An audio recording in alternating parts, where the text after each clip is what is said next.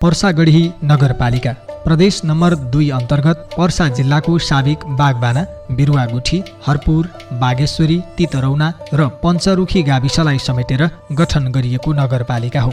9 वडामा विभाजित यो नगरपालिका पर्सा जिल्लाको सदरमुकाम वीरगञ्जदेखि उत्तरमा अवस्थित छ। 79.69 वर्ग किलोमिटर क्षेत्रफलमा रहेको यो नगरपालिकाको सिमाना पूर्वमा बेलवा गाउँपालिका, पश्चिममा सखुवा प्रसौनी गाउँपालिका, उत्तरमा पर्सा राष्ट्रिय निकुञ्ज र दक्षिणमा वीरगञ्ज महानगरपालिका र बहुदरमाई गाउँपालिकासँग जोडिएको छ। नेपालका महत्त्वपूर्ण गढी गौडा मध्ये एक मानिने पर्सागढी जिल्लाकै एक ऐतिहासिक स्थल हो। ऐतिहासिक र सांस्कृतिक पहिचान झल्किने पर्सागढीकै नामबाट पर्सागढी नगरपालिकाको नामाङ्करण गरिएको हो। जिल्लामा रहेका 4वटा निर्वाचन क्षेत्रमध्ये क्षेत्र नम्बर 2 को क मा पर्ने यो नगरपालिकाको कार्यालय हरपुरमा छ। जिल्लामा रहेका 14वटा स्थानीय तहमध्ये गाउँ नै गाउँलाई समेटेर गठन गरिएको यो नगरपालिका कृषिको बाहुल्यता भएको नगरपालिका हो। यहाँको कुल क्षेत्रफलको 58.88% जमिन खेतीयोग्य छ। 33.60% जमिन वनले ओगटेको छ। अन्य 7.52% जमिन घाँसे मैदान, चरीचरण, ताल पोखरी, बलौटे जमिन र झाडीले ओगटेको छ। विभिन्न सानातिना खोला, कुलु, नहरसँगै यहाँ रहेका सिमसारहरू कृषि कर्मका लागि सिँचाइका मुख्य स्रोत हुन्। जङ्गलकै मुहान भयो पानी। अब त्यहाँ हाम्रो 2टा बाँधहरू छ। 2टा बाँधको पानीले 400 बिघा खेती हुन्छ र त्यो बाह्रैमासे खेती हुन्छ। तर मेन जो जङ्गलकै बाटो हो पानी आउने। पर्सागढी नगरपालिका भित्र रहेको पर्याप्त वन क्षेत्र र घाँसे मैदानका कारण यहाँका स्थानीयहरू पशुपालनमा पनि लागेको पाइन्छ। तर किसानले गर्ने पशुपालनले व्यावसायिक रूप लिन नसक्दा यो स्थानीयको भइपरि आउने खर्च टार्नसम्म सीमित बनेको छ। बकरी पसला से फायदा ये बा बेचम त खाद किनाला, खेती बाड़ी किसानी काम करला और कथी बाल बच्चा का शादी ब्याह होई। कितना मरिए जाला, दवाई सुई करा सकिले। और गरीब आदमी कितना दवाई सुई करेबा। पोखते पोखते गयो तो पोखते पोखते मर जाला। कितना दवाई सुई कराऊं। कृषि र पशुपालन बाहेक यहाँका स्थानीयहरू सानातिना व्यापार र व्यवसायमा लागेको पाइन्छ। स्थानीय बर्निहार र मनवा बजार यहाँको व्यवसायको व्यवसाय गर्ने मुख्य व्यापारिक थलो हो। पर्सागढीसँग नजिक रहेको बाराको जितपुर बजारले यहाँको व्यवसायमा सहयोगी भूमिका खेलेको देखिन्छ। वीरगञ्ज पथलैया 6 लेन व्यापारिक मार्गको जितपुर सडक खण्डसँगै जोडिएको पर्सागढीको विभिन्न वडामा पुग्ने यो कालोपत्रे जनता सडक स्थानीयका लागि लाइफलाइन सडक हो। स्थानीय कृषि उपजको बजारीकरणसँगै आय आर्जनका विविध गतिविधिमा यो सडकको अहम भूमिका रहेको छ। नगरवासीलाई नगरमा बसेको प्रत्याभूति तब मात्र हुन्छ जब सडक र यातायातको विकाससँगै शिक्षा, स्वास्थ्य, बिजुली र खानेपानी जस्ता आधारभूत सेवामा नागरिकको सहज पहुँच हुन्छ। वस्तु तथा सेवाको सहज उपलब्धताका लागि बजारको विकास हुन्छ। व्यापार व्यवसायमा उन्नति हुन्छ र नागरिकले रोजगारी तथा सुरक्षाको प्रत्याभूति गर्न पाउँछन्। तर जनसङ्ख्याको आकारलाई मात्रै आधार बनाएर कायम गरिएको यो नगरपालिकासँग नगर भन्ने लायकको पूर्वाधार छैन। पछिल्लो समय स्थापना भएका एउटा व्यावसायिक बैंक र केही वित्तीय संस्था बाहेक नगरका लागि आवश्यक पूर्वाधारको अभाव छ, जसका कारण यो पालिकालाई नगर भन्ने त्यति बलियो आधार छैन। नगरपालिका भन्न बित्तिकै वीरगञ्ज जस्तो एउटा सम्पन्न भएको ठाउँ जस्तो बुझिन्छ, तर त्यस्ता हाम्रो यो ठाउँ छैन। अब यहाँ फेरि एकदमै कच्ची कच्ची बाटो भएको, खोला नाला भएको, एक गाउँबाट अर्को गाउँमा अर्को वडामा जाँदाखेरि नदी तरेर जानुपर्ने अवस्था।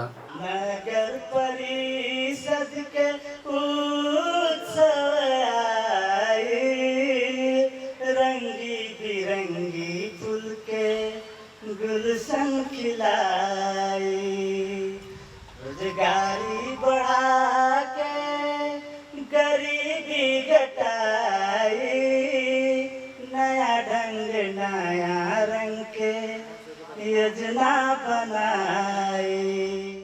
नगरपालिकाले आफ्नो पहिलो नगरसभादेखि 5औं नगरसभासम्म पारित गरेका नीति तथा कार्यक्रमले यो नगरपालिकालाई नगर भन्ने लायक बनाउने खालका योजनामा विशेष जोड दिएको पाइन्छ। नगर क्षेत्रमा भएका सडकहरूको स्तर उन्नति गर्ने र नयाँ सडकहरूको निर्माण गर्ने कुरा नगरको प्राथमिकतामा परेको देखिन्छ। नगरको योजना मार्फत एक ओडालाई अर्को ओडासँग जोड्ने सडक पूर्वाधारको विकाससँगै ती सडकको पक्की ढलानसँगै पानीको निकासका लागि पक्की नालाहरू निर्माण गरिएका छन्। कतिपय कच्ची सडकलाई ग्राभेल गरी आवागमनलाई सहज बनाउने काम भएको छ। ओडागत योजनाहरूले पनि सडक पूर्वाधारको विकासलाई पहिलो प्राथमिकतामा राखेको पाइन्छ। 5वटा हाम्रो गाविस मिलाएर चाहिँ यो नगरपालिका बनेको।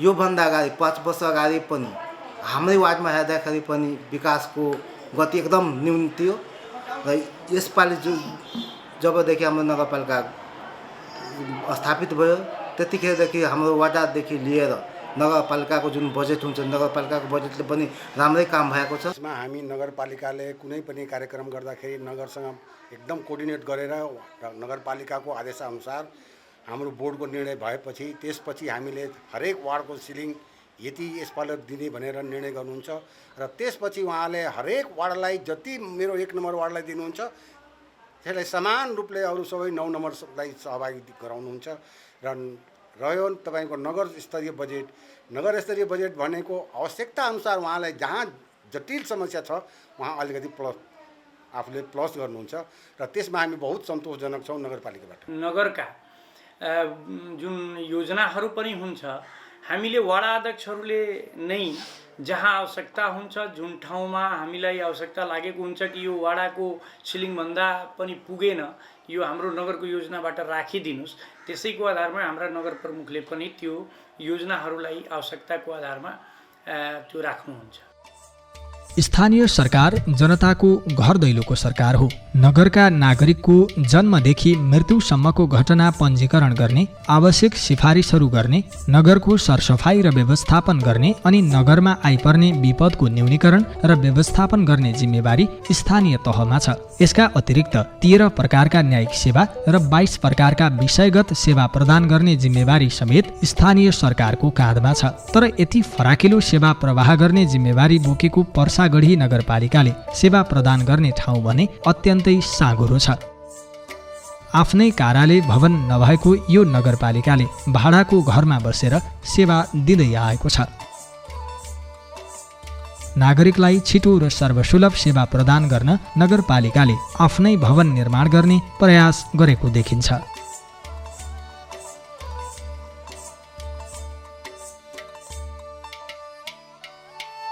एउटा स्वस्थ र सभ्य मानवको विकासका लागि शिक्षा र स्वास्थ्यको अहम भूमिका हुन्छ। नागरिकका लागि अति आवश्यक शिक्षा र स्वास्थ्य जस्ता आधारभूत सेवालाई प्रभावकारी बनाउन नगरपालिकाले सकारात्मक कदम चालेको पाइन्छ। नगर क्षेत्रमा भएका सामुदायिक विद्यालयहरूको शिक्षण सिकाइको वातावरणमा सुधार ल्याउन र शिक्षा क्षेत्रको समग्र विकास गरी शिक्षित समाजको निर्माण गर्न पालिकाले नीतिगत रूपमै कार्यक्रमहरू अघि बढाएको पाइन्छ। यसका लागि विद्यालय सुधार कार्यक्रम अन्तर्गत विद्यालयमा पूर्वाधार निर्माणदेखि विद्यालयमा अध्ययनरत छात्र छात्राका लागि आवश्यक शैक्षिक सामग्री वितरण जस्ता कार्यक्रमलाई प्रभावकारी रूपले सञ्चालन गरेको पाइन्छ। प्रकारको योगदान एकदमै सराहनीय छ सर, किनभने मैले देखिरहेको छु अब भौतिक क्षेत्रमा पनि अब जहाँ कमजोरी छ अब मेयर साहबले पनि चाहे उहाँको अब भनौँ नि यो जुन नगरको कर्मचारीहरू हुनुहुन्छ अब पहिला अनुगमन गरिसकेपछि कहाँ कमजोरी छ, कहाँ चाहिएको रहेछ, आवश्यक कहाँ छ, त्यो आवश्यकता हेरेर उहाँहरूले त्यो अनुसारको बाटफाट गरेर पूर्ति पुरा गर्नुहुन्छ। सरकारले स्थानीय तहमा शिक्षा कर्मचारीको भनौँ नपठाएको कारणले गर्दा हाम्रो यहाँ अरू समस्याहरू अलिकति देखिएको छ। किनभने शिक्षाको अब कुनै प्लानिङ गर्नु पर्यो भने, शिक्षा कुनै अब भनौँ नि आगामी केही योजना बनाउनु पर्यो भने हरेक किसिमको समस्या भइरहेको छ। त्यस कारणले गर्दा सर अरूको दाजुमा र पहिलाको दाजुमा त हाम्रो स्थानीय सरकार आउँदाखेरि स्थानीय तह भन्दाखेरि एकदमै राम्रो भएको छ। तर पछिल्लो समय कोभिड सङ्क्रमणको प्रभावका कारण लामो समयदेखि विद्यालय बन्द हुँदा यसको नकारात्मक प्रभाव पर्सागढीको शिक्षा क्षेत्रमा पनि परेको छ।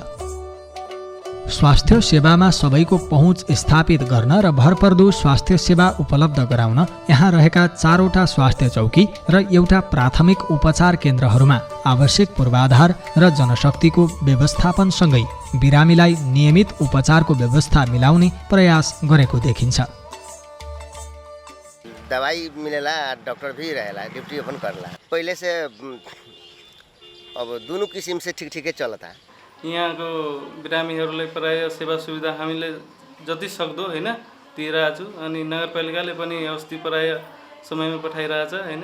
बस्नको कुरा भन्नाले यहाँ बाहिर पनि बस्ने सुविधा छ हैन, भित्र पनि छ, बाहिर पनि छ हैन। बस्नको लागि सरसफाइ भन्नाले यहाँ पुरै टाइल्स लगाएछ हैन। डेलिभरी रुम छ यहाँ प्राय प्रत्येक महिनामा 20-25 वटा डेलिभरी हुन्छ। कृषि तथा पशुपालन यहाँका नागरिकको जीविकोपार्जन र रोजगारीको मुख्य आधार अनि विकासको सम्भावनाको क्षेत्र पनि हो।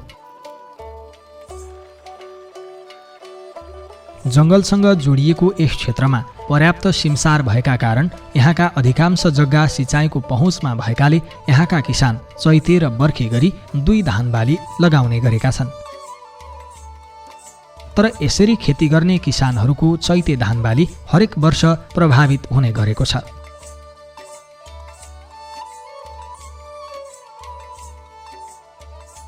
यो चैते धानको अब सजिलो भन्नलाई गाह्रै हो। अब अस्तितिर धेरै पानीहरू पर्यो, धानहरू उम्रेर सबै कुहिएर अब त 15 रुपियाँ 14 रुपियाँ किलो लाग्यो। अब घाटै छ। 1500 कट्ठाभन्दा कम लगानीमा धान निस्किएको छ जस्तो लाग्दैन।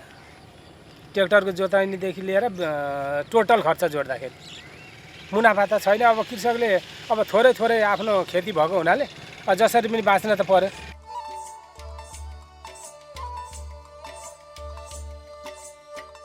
कृषि र पशुपालनमा लागेका किसानको उत्पादनमा वृद्धि गरी उत्पादित सामानको बजारीकरण गर्न र किसानको आय स्तरमा वृद्धि गर्ने खालका योजनाहरूलाई नगरले विकासको प्राथमिकतामा राखेको छ। विभिन्न समूह र सहकारी मार्फत किसानले गर्ने कृषि कर्मका लागि आवश्यक बिउ बिजनसँगै सिँचाइका साना पूर्वाधारमा नगरले राम्रो सहयोग गरेको देखिन्छ। तर साना र छरिएर रहेका किसानको पक्षमा नगरले अपेक्षाकृत विकास गर्न नसकेको कतिपय किसानको गुनासो पनि छ। खेतीको बेलामा तपाईँको मलखाद अनि त्यो बिउहरू अनि ट्याङ्की छर्ने अब कतै रोग लागेको हुन्छ नि, किराले खाइदिएछ, त्यहाँ आएर हेरेर अनि त्यहाँ नगरपालिकामा उजुरिदिने, त्यसको लागि उपलब्ध गराइरहेछ। कृषि तथा पशुपालनमा किसानले गरेको लगानीको सुरक्षासँगै किसानलाई फाइदा पुग्ने कार्यमा लगानी गर्ने योजना अनुरूप किसानको घर घरमा स्थानीय सरकार पुग्ने नीति नगरपालिकाले लिएको छ। कृषिको लागि अब सहकारीहरूको संस्थागत विकास गर्दै अगाडि बढिरहेको छ र त्यसमा केन्द्र सरकारबाट प्राप्त भएको अनुदान जुन अब सशक्त अनुदान हामीले भन्ने गरेका छौँ, त्यसमा पकड क्षेत्रको रूपमा हामीले स्थानहरू छनौट गर्दै जस्तो बाख्रा पालन, त्यस्तै अब धान खेतीहरू लगायतका कामहरू अगाडि बढिरहेको छ। विपद व्यवस्थापन स्थानीय तहको प्राथमिकताको क्षेत्र हो। नगरपालिका क्षेत्र भएर बग्ने खोलामा वर्षेनी आउने बाढीले गर्ने कटान र डुबानका कारण केही ओडाका बस्तीहरू जोखिममा पर्ने गरेका छन्। सम्भावित क्षतिबाट यहाँका स्थानीयलाई जोगाउन नगरपालिकाले अल्पकालीन र दीर्घकालीन योजना मार्फत बस्ती जोगाउने कामलाई प्रभावकारी रूपमा अगाडि बढाएको देखिन्छ। एकदम गारंटी बाकी गाँव दह जाए ये समस्या बा। तो अभी तो समस्या ऐसा बा कि अभी तो रोकथाम करे खातिर मन जरूरी बा। ये सब मेयर साहब को पहुँच हो रहा बा, लोकनारायण यादव पासागढ नगरपालिकाको मेयर साहब हो। हाम्रो संस्कृति हाम्रो सम्पदा अनि त्यसको संरक्षण गर्नु हाम्रै दायित्व। धर्म र संस्कृति मानवको आस्थासँग जोडिएका विषयहरू हुन्। मानवीय संवेदनाको यो पक्षलाई समेत ध्यानमा राख्दै नगरपालिकाले यहाँको ऐतिहासिक तथा धार्मिक स्थलको संरक्षण र विकासमा पनि उत्तिकै ध्यान दिएको पाइन्छ। स्थानीयको धार्मिक आस्था र विश्वासको केन्द्रसँगै आन्तरिक पर्यटकको गन्तव्यको रूपमा रहेको कोइलाभार मन्दिरको संरक्षण र विकासका लागि चौतारा र धारा निर्माणसँगै मन्दिरमा बत्तीको व्यवस्थापन गर्न सोलर सिस्टम र बत्ती जडान गरिएको छ। चौतारा बनल बा बरगज में, हाई बनल बा, जौन हो रास्ता के ऊ बनल बा, हाई लागल बा, सोलर ये बॉल वॉल के व्यवस्था कर दिले बाड़ा। अपने के सीपट्टी जौन बनल बा ये सब उ लोग के देन बा। नगरपालिकाको प्रयासमा मन्दिरको सौन्दर्यीकरण र विकासले गति लिएको छ। यसका अतिरिक्त विभिन्न समुदायको आस्थालाई सम्मान गर्दै यहाँका ऐतिहासिक र धार्मिक स्थलहरूको संरक्षण र विकासका योजनाहरूमा पनि नगरपालिकाले रकम खर्चेको पाइन्छ। पर्यटनको कुरा गर्दाखेरि यस पर्सा नगरपालिकामा भएका पुराना जुन ऐतिहासिक धार्मिक तथा पर्यटकीय स्थलहरू छन् ती स्थलहरूको संरक्षण सम्वर्धन गर्ने उद्देश्यले बजेट विनियोजन गरी पूर्वाधारका कामहरू गरेको छ। भौतिक पूर्वाधार र मानव संसाधनको विकासका दुई मुख्य आधार हुन्। भौतिक पूर्वाधारको विकासलाई गति दिएको यो नगरपालिकाले मानव संसाधनको विकासमा पनि उत्तिकै ध्यान दिएको पाइन्छ। नगर स्तरीय योजनाको माध्यमबाट नगर क्षेत्रमा बसोबास गर्ने लक्षित वर्गमा चेतना र सिपको विकास गर्न विभिन्न खाले सचेतनामूलक र सिप विकासका कार्यक्रमहरू सञ्चालन गरेको देखिन्छ।